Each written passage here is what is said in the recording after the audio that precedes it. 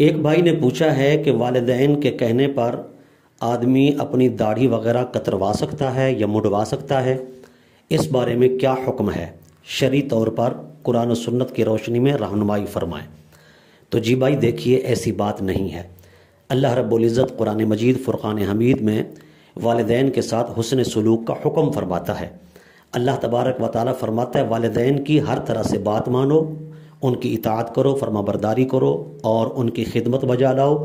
لیکن جب وہ اللہ رسول کے احکامات کے خلاف تمہیں کوئی حکم دے، کسی کام کرنے کے بارے میں کہیں اور وہ کام اللہ رسول کی ناراضگی کا سبب ہو، اللہ رسول کے حکم سے عدولی کا سبب ہو، تو پھر اللہ رب العزت ارشاد فرماتا ہے فَلَا تُطِعْهُمَا۔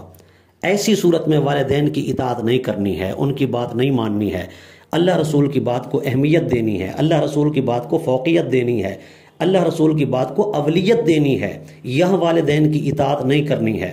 لا طاعت لمخلوق فی معصیت الخالق، آقا علیہ الصلوۃ والسلام کا فرمان ہے کہ مخلوق کی خوشی میں ایسا کام نہ کرو جس میں خالق کی نافرمانی لازم آئے، جس میں اللہ کی ناراضگی لازم آئے، جس میں اللہ کے غضب کو، اللہ کے کار کو دعوت دینی پڑ جائے۔